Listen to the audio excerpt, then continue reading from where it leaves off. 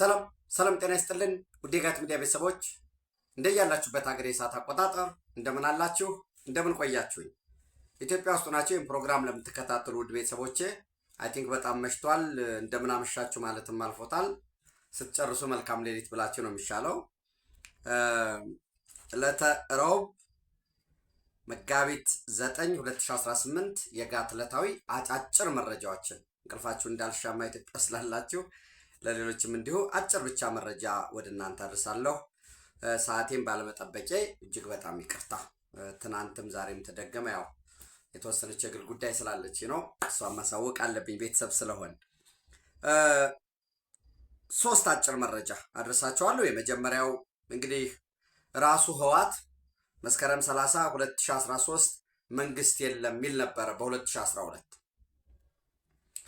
ያኔ የሚያጅቡት የፌዴራሊስት ኃይሎች የሚባሉ ነበሩ። ከመስከረም 30 በኋላ ሁላችንም መንግስት ነን፣ እኔም መንግስት ነኝ፣ እኔ ልደቱም መንግስት ነኝ፣ ጀዋርም መንግስት ነው፣ የፌዴራሊስት ኃይሎች መንግስት ናቸው የሚል አቅሙም ስለነበረው ያኔ ህወሓት ትኬት እየቆረጠ መቀሌ የሚያመላልሳቸው ነበሩት። አሁንም አቅም ከርቶታል ሙሉ ለሙሉ ማለት አይደለም። ያ የነበረው አቅም ግን የለም። ያ የነበረው አቅም እንደሌለ አውቆ ያ የነበረው እያወናበደ ያገኘው ድጋፍም እንደተከፈለ አውቆ ሌላ ቀጠናዊ ግምገማ ሰርቶ የፖለቲካ የቃላት እንኳን ለውጥ አምጥቶ ወጣቱን ዘመኑን መምሰል ያልቻለው ህወሓት በ2012 ከመስከረም 30 2013 በኋላ መንግስት የለም የሚል የፌዴራሊስት ኃይሎች አልኳችሁ በስም የምታውቋቸው ከየዩኒቨርሲቲውም ፓርቲም ተብለው የሚሰበስባቸው መቀሌ የሚያመላልሳቸው ነበሩ። ያናደረገ ጳጉሜ ላይ ምርጫ አደረገ። እንደምታውቁት መስከረም ላይ ዶክተር ደብረጽዮንን ፕሬዚዳንት አድርጎ አፈጉባኤ ምክትል አፈጉባኤ አደራጀው። ጥቅምት ላይ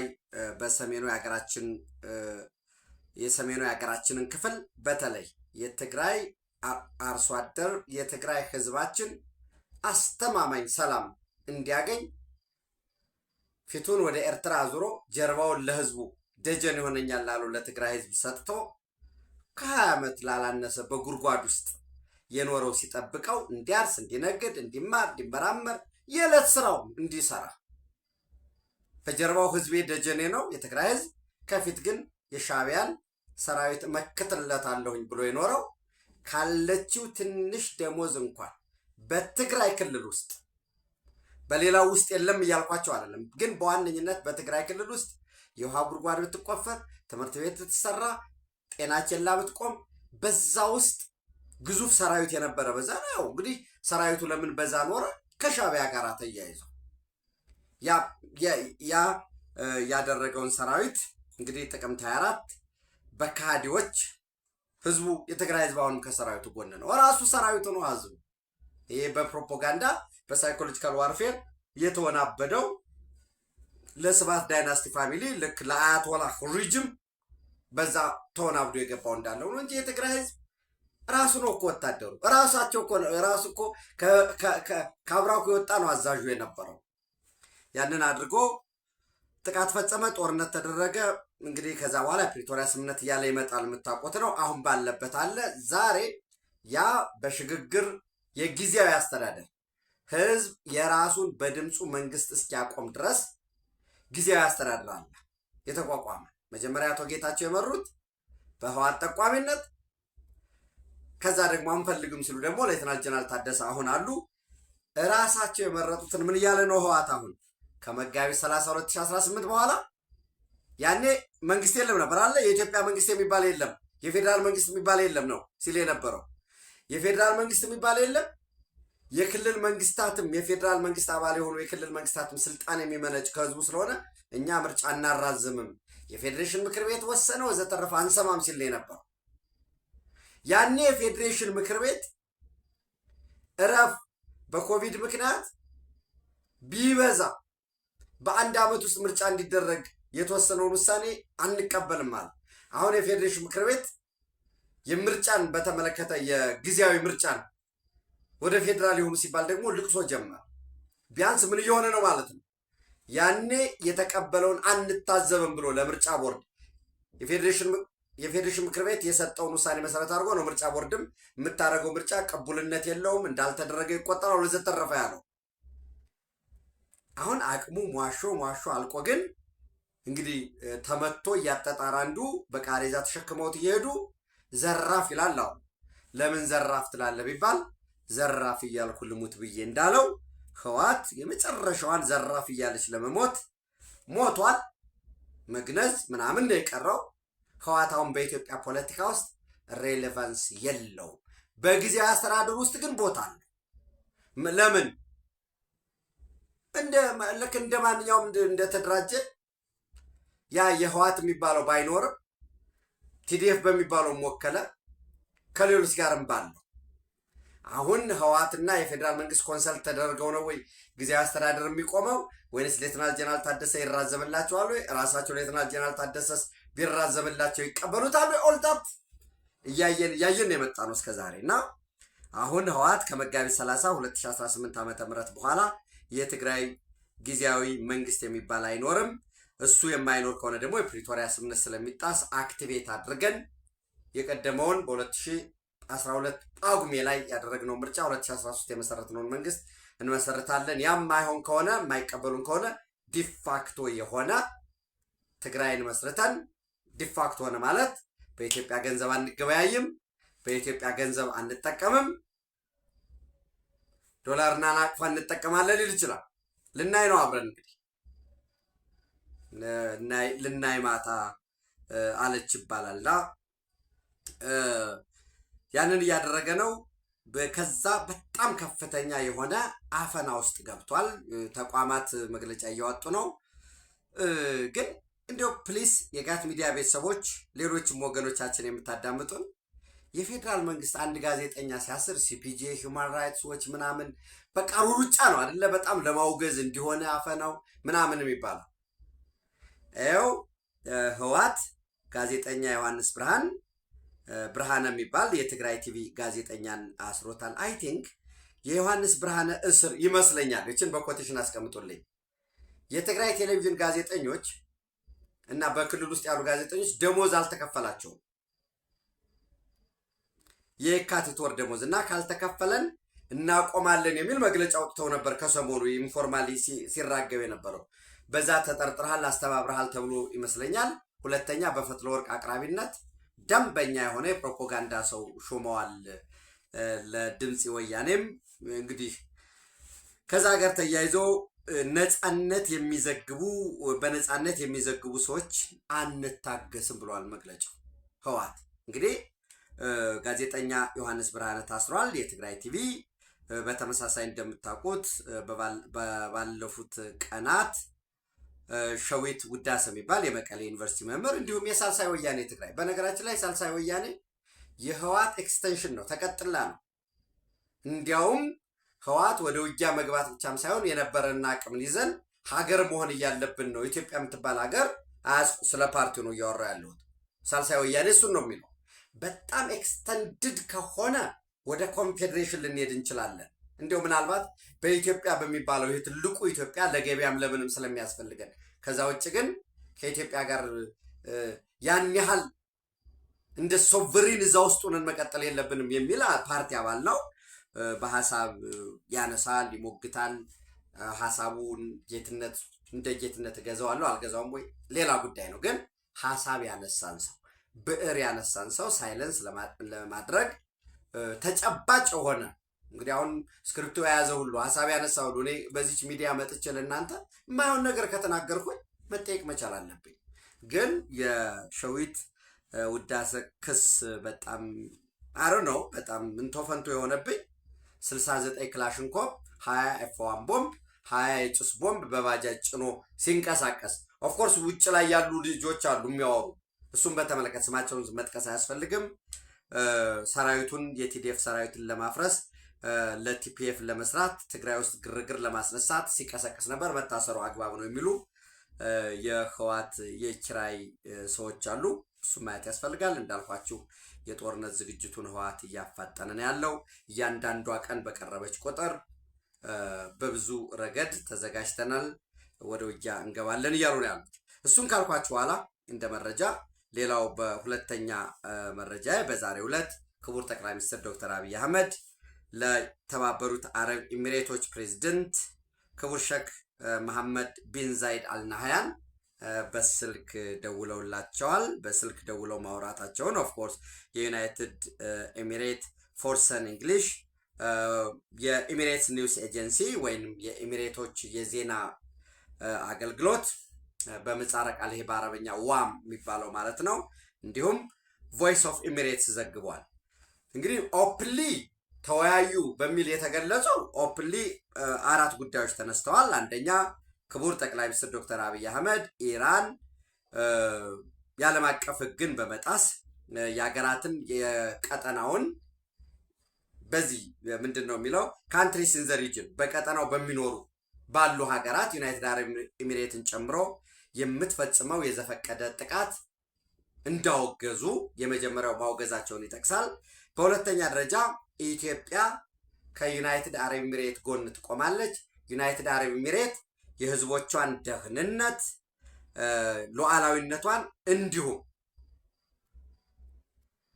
የግዛት አንድነቷን ሉዓላዊነቷንና ጥቅሞቿን ለማስከበር የምትወስደውን ማንኛውንም እርምጃ ሁሉንም እርምጃ ኢትዮጵያ እንደምትደግፍ ተገልጿል። ምንድን ነው የሚለው ሪኒውንግ ኢትዮጵያ ሶሊዳሪቲ ዊዝ ዘ ዩናይትድ አረብ ኤሚሬትስ ብሎ ኢትዮጵያ ሶሊዳሪቲ ዊዝ ዘ ዩናይትድ አረብ ኤሚሬትስ ሪጋርዲንግ ኦል ሜጀርስ ኢት ቴክስ ቱ ፕሪዘርቭ ኢትስ ሴኪሪቲ ኤንድ ኢንሹር ዘ ሴፍቲ ኦፍ ኢትስ ላንድ ሲቲዘንስ ኤንድ ሬዚደንትስ ይህን ለማድረግ የምታደርገውን ሁሉንም እርምጃዎች ኢትዮጵያ ትደግፋለች፣ ከዩናይትድ አረብ ኤሚሬት ጎን እንደምትቆም አረጋግጠውላቸዋል።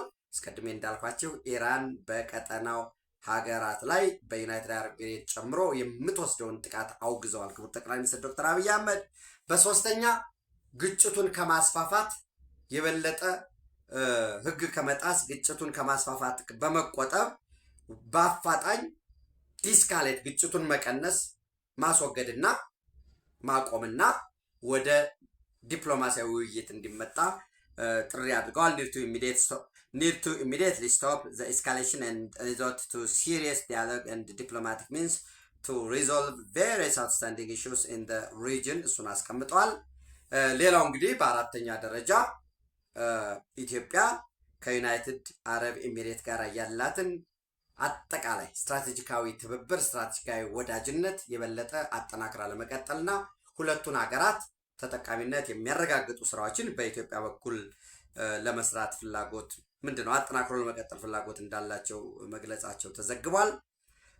በተመሳሳይ የዩናይትድ አረብ ኤሚሬቶች ፕሬዝዳንት ሼክ መሐመድ ቢን ዛይድ አልናህያን ለክቡር ጠቅላይ ሚኒስትር ዶክተር አብይ አህመድ ያላቸውን አክብሮት እንደገለጹ በጋራ ስትራቴጂካዊ ጉዳዮች የጋራ ቀጠናዊ ዓለም አቀፋዊ ጥቅሞቻቸውን ለማስከበር በትብብር እንደሚሰሩ አሁንም በተመሳሳይ ኢትዮጵያ በዚህ ወቅት በደቡብ የሀገራችን ክፍል ጋሞ ማለት ነው በገጠመን ጉዳት የሰዎች ህልፈት ማዘናቸውንና በዚህ ፈታኝ ወቅት ሀገራቸውም እርሳቸውን ከኢትዮጵያ ጎን እንደሚቆሙ የትኛውንም አይነት ያልተቆጠበ ድጋፍ እንደሚያደርጉ ገልጸዋል ማለት ነው።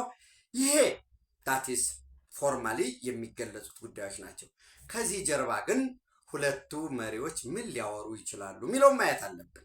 እንግዲህ ኢትዮጵያና ዩናይትድ አረብ ኤሚሬት ያላቸው ግንኙነት እንደምታውቁት እንደ ሀገር ባይላተራል ግንኙነት ነበረ። ሞቅ የሚል ከፍ የሚል በተለይ ኤርትራ ላይ አሰብ ላይ የድሮን ቤዝ በነበራት ዘመን ያኔ ፕሬዘንት ኤንድ ኢሚኔንት ዳንጀር ነው በሚል ያን ያህል የጠበቀም ትችት ባይገጥመው የኢትዮጵያ በቅርብ ቁጥጥር ታደርግ ነበር። ያኔ አብርሃም አኮርድም ስላልተፈረመ እስራኤል ደግሞ ዩናይትድ አረብ ኤሚሬት ካሰብ ትውጣ የሚል ተደጋጋሚ ሙከራዎች ይደረጉ ነበረ። ኤርትራ ደግሞ ከዩናይትድ አረብ ኤሚሬት ጋር ጥብቅ ግንኙነት ነበራት።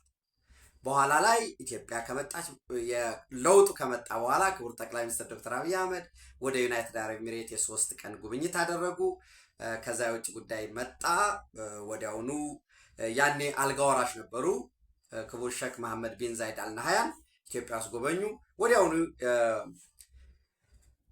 ክቡር ጠቅላይ ሚኒስትር ዶክተር አብይ አህመድ በተመሳሳይ ጉብኝት አደረጉ። በኤርትራና በኢትዮጵያ መካከል ያኔ የአስመራ ዲክላሬሽንን ተከትሎ ስምምነትም ስለነበረ ለዛ ምን ተደረገ? አዋርድ የናሽናል ሜዳል አዋርድ የተሰጠበት በጋራ የኢትዮጵያና የሱዳንን ድንበር በተለይ የዚህ የአልፋሽጋ በኢትዮጵያ በኩል ስሙ ደለሎ ያንን ለመፍታት በእነሱ አልፋሽጋ የሚሉትን ድንበሩ በንግግር ያለምንም ጦርነት የሚፈታበትን በኋላ ላይም እንግዲህ በሰሜኑ የሀገራችን ክፍል ባጋጠመው ጦርነትም የዲፕሎማሲ ድጋፍም ለኢትዮጵያ አድርጋ ነበረ። በኋላም እንደምታውቁት ከኤርትራ ጋር መካረሮች ሲመጡ ለመፍታት የሞከሩበት ሁኔታ አለ። ይሄ እንዳለው እንግዲህ ይህንን ማያያዝ አለብን። አንድ ምን ሊወያዩ ይችላሉ?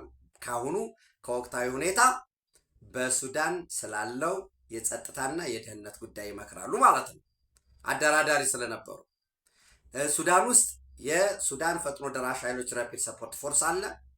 ብዙ ጊዜ ዩናይትድ አረብ ኤሚሬት ትደግፈዋለች እየተባለ የሚቀርበው በት ዊ ዶንት ሃቭ ኤኒ ሰብስታንሽል የሆነ ኤቪደንስ የለንም። እንደ ሃርድ ኤቪደንስ የለም፣ ግን እንደዚህ የሚያሳዩ ጉዳዮች አሉ። ከዛ ባለፈ ሳፍ አለ የሱዳን አርሚ ፎርስ አልቡርሃን የሚመራው እሱ ደግሞ በተለይ የሱዳን ሙስሊም ብራዘርሁድ በመፈረጁ ውስጥ ላይ በጣም ክራክዳውን አለ። ሬሚናንትስ ኦፍ ዳት ሙስሊም ብራዘርሁድ ሬሚናንትስ ኦፍ ብዙ የግብፅ ንክች ያለው የኢራን ንክች ያለው የሚል የጦር መሪ ሳይቀር እየተያዘ በጥርጣሬ ውስጥ በከፍተኛ ሁኔታ እየተዳከመ ነው ያለው። ይሄ ሲሆን ትልቁ ነገር ምዕራባውያን ሳፍንም አይፈልጉትም፣ አልቡርሃንም ይመራውንም አርኤስኤፍንም አይፈልጉትም። የሚፈልጉ ሌላ አዲስ ኃይል አምጥተው ሁለቱን መርጃ አድርገው ሱዳን ጠንካራ ሆና እንድትወጣ ይፈልጋል። ሰው በዚህ ጉዳይ ላይ እንደሚወያዩ መያዝ ይጠበቅብናል። ሁለተኛ የደቡብ ሱዳን ጉዳይ አለ። በደቡብ ሱዳን ያለው ግጭት ከ100,000 በላይ ከአኮቦ ከሚባለው እንኳን ቢያንስ ከ100,000 በላይ ደቡብ ሱዳናውያን ወደ ኢትዮጵያ የመጡበት ሁኔታ አለ። የደቡብ ሱዳን የሰላም የግጭትና ጦርነት የሚቀጥል ከሆነ እንደ ዩናይትድ አረብ ኤሚሬትም እንደ ኢትዮጵያም እንደ ቀጠናዊ ፍላጎትም የሚያስከትለው ስጋቶች በዛ ዙሪያ እንደሚወያዩ ይጠበቃል። ሌላው የሶማሊያ ጉዳይ ነው። ሶማሊያ ሲባል እንግዲህ ሶማሌላንድ በራሱ አንድ ያዙ። ሁለተኛ የሳውዝ ዌስት ሶማሊያ ጉዳይ በተለይ እንግዲህ አንዲት ታስታውሱ ከነበረ ኤሚሬትስን ሶማሊያ በቀጥታ ግንኙነቴን አቋርጫለሁ ከዚህ በኋላ የትኛውም አይነት ሚሊተሪ ቤዛችሁን ዘግታችሁ ውጡ ምናምን ለመባል ያበቃቸው የሳውዘን ትራንዛክሽን ካውንስል መሪ የነበረውን መቀመጫው ኤደን የነበረውን እሱን በጀልባ ካመጡ በኋላ ከበርበራ በዩናይትድ አረብ ኤሚሬት የጦር አውሮፕላን ወደ ሞቃዲሾ በረው ከሞቃዲሾ ወደ ኤሚሬቶች ወስደውት ነበር። ወደ አቡዳቢ የጦር ሰፈር ላይ እንዲያርፍ ተደረገ አውሮፕላኑ። ያ ሲሆን እኛ ሳናውቅ ነው የሚል ጉዳይ ነበረ። በተመሳሳይ አንዳንድ እየወጡ ያሉ ሪፖርቶች እኔ ብታዩቸው ደስ ይለኛል። ሶማሌ ጋርዲያን ለምሳሌ ያወጣው ላፍታግሪንን አብዱልአዚዝ ሐሰን መሐመድ ላፍታግሪን ሄደው ነበር፣ ሳውዲ አረቢያ ሄደው ነበር። ሳውዲ አረቢያ ከሄዱ በኋላ ተመልሰው ወደ ኢትዮጵያ መጡ። ልክ ኢትዮጵያ ከመጡ በኋላ አብዱልአዚዝ ላፍታግሪን እንደወጡ እንዲቀሩ ባን ለማድረግ ጉዟቸውን ለመሰረዝ ጥረት እየተደረገ በነበረበት ወቅት፣ በተመሳሳይ ወደ ባይዶዋ ሁሉም በረራ በተቋረጠበት ወቅት የኢትዮጵያ የጦር አውሮፕላን ነው የጦር ሄሊኮፕተር ነው ባይዶዋ የወሰዳቸው የሚሉ ስፔኩሌሽኖች እየወጡ ነው። ይችን ያሉ ከዛ የኤስቲሲውንም ያዙ። የኤስቲሲ መሪ ከኤደን ወደ በርበራ ከበርበራ ሞቃዲሾ ይሄ ያለው ጉዳይ አለ። የሳውዝ ዌስት ሶማሊያ መሪ አብዱልአዚዝ ሐሰን መሐመድ ላፍታግሪን ከኢትዮጵያ ጋር ጠንካራ ግንኙነት አላቸው። በዛ ያለ ሴክተር 3 ያለ አርሚ 60 ያው እንግዲህ ዲቪዥን 60 አርሚ ያልኩትኝ የዚህ ከህወሓት አርሚዎች እየጠራ ለምደን ዲቪዥን 60ኛው እዝም እንደ እዝም አንውሰደው 60ኛው እዛ ያለው ባይዶዋ ላይ መቀመጫውን ያደርገው የሶማሊያ ሚሊተሪ ፎርስ 60ኛ ምድብተኛ ምንድን ነው እያለ ያለው እኛ ከሳውዝ ዌስት ሶማሊያ ጎነን እያለ ነው። አብዱልአዚዝ አልፋታግሪን ባይዶዋ ነው ያሉት። አሁን ልክ እንደ ፑንትላንድ እንደ ጁባላንድ ከፌዴራል መንግስት ጋር ያለ ግንኙነት አቁም ያለው ብለዋል። በረራ ተከልክሏል። የትኛውም አይነት በረራ ያው እንግዲህ የዩናይትድ ኔሽን እና የካርጎ ካልሆነ በቀር በረራ ተከልክሏል። በዚህ ውስጥ ባለው በሶማሊያ ጉዳይ የሳውዝ ዌስት ሶማሊያ ብቻም ጉዳይ አይደለም፣ አጠቃላይ ወደ ግጭት የሚያመራ ከሆነ በዚህ ጉዳይ ላይ ውይይት ይኖራል የሚል ይህንን በደንብ ማየት ይጠበቅብናል። አሊያ ክቡር ጠቅላይ ሚኒስትር በዛው አቡዳቢም ነበሩ ዱባይም ስለነበሩ ማለት ነው። ዋት ምንድን ነው የቀጠናው ቮላታሊቲ በደንብ ማየት ስለሚጠበቅብን፣ ሌላው የሬድ ሲ ጉዳይ ይመጣል። የቀይ ባህር ጉዳይ ከመጣ ቀጥታ የኤርትራ ጉዳይ ይመጣል። ዩናይትድ አረብ ኤሚሬት፣ ሳውዲ አረቢያ፣ ኳታር በእነዚህ ላይ ምን ብሏል ዛሬ ኢራን? በሳውዲ አረቢያ በዩናይትድ አረብ ኤሚሬት እና በኳታር ላይ በተለይ በነዳጅ መሰረተ ልማታቸው ላይ ጥቃት ፈጽማለሁኝ ብሏል የኢራን መንግስት። ይህን የሚያደርግ ከሆነ አሁን እጃቸውን አጣጥፎ ቁጭ አይሉ። ምን ሊያደርጉ ይችላሉ? የአየር ጥቃትም ሊፈጽሙ ይችላሉ። በተመሳሳይ የሚሳኤል ጥቃትም ሊፈጽሙ ይችላሉ። አሁን ጥቃት እየተፈጸመ ነው ሳውዲ አረቢያ ላይ፣ ዩናይትድ አረብ ኤሚሬት ላይ፣ ኳታር ላይም ዛሬ ጥቃቶች ይኖራሉ። ምሽት ያው ምንድነው ሰርቴን ነው እሱ። ዛሬ ደግሞ ስብሰባ ጠርተዋል። ሳውዲ አረቢያ ላይ የሚደረግ ስብሰባ በተለይ የአረብ ሀገራት የገልፍ ትብብር አባል ሀገራት የውጭ ጉዳይ ሚኒስትሮች የሚሳተፉበት ስብሰባ አለ። በጋራ እንዴት ምላሽ እንስጥ ነው። በዚህ እንዴት ምላሽ እንስጥ ሲባል በግብፅ በኩል እየቀረበ ያለ ጉዳይ አለ፣ አረብ ኔቶን መስረት የሚል። የአረብ ኔቶ ከተመሰረተ ሄዶ የቀይ ባህር ጉዳይ የአረብ ሀገራት ጉዳይ ነው። ለምን? ከላይ ግብፅ አለ፣ ቀጥሎ ሱዳን አለ፣ ቀጥሎ ኤርትራ አለ በታዛቢነት። ቀጥሎ ማን ይመጣል? ከኤርትራ ታዛቢነት በመቀጠል ማን ነው የሚመጣ? የጅቡቲ ይመጣል፣ አረቡ ሶማሊያ ይመጣል። ስለዚህ የኢትዮጵያን የቀይ ባህር ጥያቄም ሊዘጋ ይችላል በጋራ ኮሌክቲቭ የሚሆን ከሆነ። ከዚህ በፊት አረብ ኔቶ ይመስረት ሲባል የተቃወመችው ዩናይትድ አረብ ኤሚሬት ነች። በዚህ ጉዳይ ላይ ምክክር እንደሚኖር በቀይ ባህር ጉዳይ። ሌላው የናይል ጉዳይ ይመጣል። የነዳጅ ጉዳይ ይመጣል። በተለይ የኤሚሬትስ ናሽናል ኦይል ካምፓኒ ኢኖክ ከፍ ያለ ሪዘርቭ በርበራ ላይ ያለው ያ ለሶማሌላንድ የሚውል ሆኖ ከዛ ከፍ ካለው ሪዘርቭ ኢትዮጵያ የምታገኝበት ጉዳይ ካለ፣ እነዚህ በሙሉ የነገርኳቸው ስፔኩሌሽኖች ናቸው። እነዚህን አድርገን ይዘን ሰፋ አድርገን በጋራ የየመኑ ሀውቲ ጥቃት ሊፈጽም የሚችል ከሆነስ እሱን እንዴት ነው ዲፌንድ ሊደረግ የሚችለው? ለምን አክቲቬት የሚደረግ ከሆነ እነዚህ ሀገራት ምላሽ የሚሰጡ ከሆነ እስካሁን ሀውቲ ጥቃት አልፈጸመም። የየመኑ ሀውቲ ጥቃት የሚፈጽም ከሆነ ባቤል መንደብን የሚዘጋ ከሆነ በዚህ በኮሌክቲቭ ሴኪሪቲ ኢትዮጵያ ቮይሷ በሚሰማበት በተለይ በዚህ ቀጠናዊ የአረብ በጋራ ቀጠናዊ እርምጃ እንውሰድ የሚባል ከሆነ በዚህ ረገድ የኢትዮጵያ ምላሽ ምን ይሆናል በሚለው ጉዳይ ላይ እንደተወያዩ እንደመከሩ ይህንን በደንብ መውሰድ ይጠበቅብናል። ወይንም ምን ተወያዩ የስልክ ውይይታቸው ሲባል እነዚህን ስፔኩሌት ማድረግ ነው እንጂ በቀጠና በሁለትዮሽ በቀጠናዊ በዓለም አቀፋዊ ጉዳዮች ላይ ሰፊ ፍሬያማ ውይይት አድርገናል። ዛት ጥቅል ነው፣ ክላሲክ ነው አገላለጹም ማለት ነው። የቆየ ነው ለማለት ነው። ክላሲካል ያው የተለመደ ነው፣ ዘልማዳዊ ነው ለማለት ነው። ክላሲክ አንዳንዴ ዘ ሃይስት ስታንዳርድ ማለትም ትርጉም የሚሰጥ ስለሆነ እንግዲህ በተመሳሳይ እስራኤል እና አሜሪካ በወሰዱት የጋራ ጥቃት ትናንት አሊ ላርጃኒ የኢራን ብሔራዊ ደህንነት ጠቅላይ ምክር ቤት ዋና ጸሐፊ በተመሳሳይ የባሲጅ ፓራሚሊተሪ ጦር አዛዥ ወይንም የዚህ ሞራል ፎርስ የሚባለው ግን በጣም ልዩ ስልጠና የወሰደው ሚሊሻ ሆኖ ግን ሃይስት ስታንዳርድ የሆነ ስልጠና የወሰደው የባሲጅ ፓራሚሊተሪ ጦር አዛዥ ጎላም ሬዛ ሱሌማኒ መገደላቸው ተዘግቦ ነበረ። ኦፍኮርስ የአሊ ላርጃኒ ዛሬ ያው በጣም ከፍ ያለ ቁጥር ባለው ታዳሚ ቀብራቸው እንደተፈጸመ እየተገለጸ ነው። የአያቶላህ አሊ ሀሚኒ ቀብር አይ ቲንክ በቅርቡ የሚካሄድ ይመስለኛል። ያኔ የቀብሩ ጊዜ ደግሞ ኦፊሻሊ ለአንድ ቀን ወይ ለሁለት ቀን የተኩስ አቁም ስምምነት ሊኖር ይችላል ነው። እሱን በደንብ ይዘን እንጠብቅ። ከዛ ባለፈ በዛሬው ዕለት በተመሳሳይ የኢራን የስለላ ጉዳይ ሚኒስትር አይ ቲንክ የስለላ ጉዳይ ሚኒስትራቸው እስማኤል ሀቲብ ህይወታቸው ማለፉ እየተዘገበ ነው። እስካሁን እስራኤል ጥቃት መፈጸሟን አረጋግጣለች። በኢራን በኩል አልወጣም። አይ ቲንክ ኢራኖችም የሚያረጋግጡት ነው የሚሆነው። እንግዲህ ብሔራዊ ደህንነት የሚባል የላቸውም ማለት እንችላለን። እንዲያ ብለን እንዝጋው።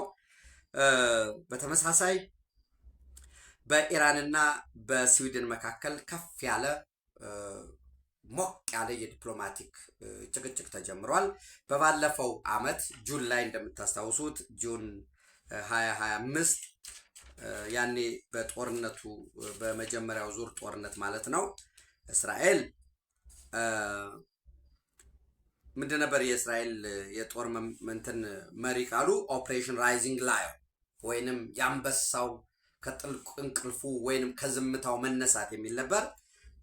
አሜሪካኖች ደግሞ ኦፕሬሽን ሚድናይት ኸመር ብለው በኋላ እንግዲህ እስራኤል ጁን 13 2025 ጀመረችው ቀጠለችና ኦልሞስት ከ9 ቀን በኋላ ኦፕሬሽን ሚድናይት ኸመር ብለው ፎርዶን ኢስፋሃንን የደበደቡት ማለት ነው። በተመሳሳይ አሁን አሜሪካ ኦፕሬሽን ፒክ ፉሪ ብላ ፌብሩዋሪ 28 የተጀመረበት አለ። ያ እስራኤል አንበሳው ተነስቶ ነበር። አሁን ደግሞ አንበሳው እያገሳ ነው። ኦፕሬሽን ሮሪንግ ላዮን ፌብሩዋሪ 28 አብሮ የተጀመረው ማለት ነው። ያኔ እንዳልኳችሁ እዚህ ጁን 22 2025 ላይ እስራኤሎች ኢራን ኦፕሬሽን ትሩ ፕሮሚስ 3 ነበር ይሉት የነበረው። አሁን ደግሞ ኦፕሬሽን ትሩ ፕሮሚስ 4 ነው። ያኔ ጁን ላይ ማንነቱ አልተገለጸም። ያው በጾታ ወንድ ነው። የስዊድን ዜጋ ተይዞ ነበር። ይሄ የስዊድን ዜጋ ወይንስ የኢራን ተወላጅ የስዊድን ዜጋ ነው? እሱም ዲቴል የለውም። እንግዲህ ኢራን ያው ሲሰልል አገኘሁት በሚል ይመስለኛል ኤክስኪዩት አድርገዋለች ወይ በስቅላት ቀጥተዋለች። የስዊድን መንግስት አንደኛ ምንም ህጋዊ ወይንም መሰረታዊ የህግ ሂደቶችን ሳይጠብቅ የተሰጠ ፍርድ ነው። ሁለተኛ በስቅላት በሞት መቅጣት ሊያስተምር ስህተት እንኳ የህግ ስህተት እንኳ ቢኖርበት ሊያስተምር የሚያስችል አይደለም። ያው ብዙ ስዊድኖች የሞት ቅጣትም ስለሌላቸው ከራሳቸው አንጻር እየተቃወሙት ነው ያለው። ይህንን የአውሮፓ ህብረትም እንዲቃወመው ጥሪ እያደረጉ ነው። ይህስ ወዴት ይወስዳል የሚለውን እንግዲህ አይ ቲንክ ሲመስለኝ ትውልደ ኢራናዊ የስዊድን ዜጋ ስለሆነ ይመስለኛል እንጂ ያ ቢሆን ኑሮ ከጁን እስከ ዛሬ ባለው በጣም ይጮጫሁለት ነበር ብዬ እወስዳለሁኝ ማለት ነው። ይህንን ካልኳችሁ የሩሲያ ዩክሬን ሌሎች መረጃዎች አሉ። አይ ቲንክ ጨለመም ስላለ ከብርሃኑም አንጻር የጋት ሚዲያ ቤተሰቦች ደግሞ ኢትዮጵያ ውስጥ ያላቸው መተኛ ስላለባችሁ ጊዜያችሁን አልሻማችሁ። ሰናይ ሌሊት። ሌሎች ደግሞ በያላችሁበት ሀገር መልካም ጊዜ ይሁንላችሁ። ቴንኪዩ። አመሰግናለሁ።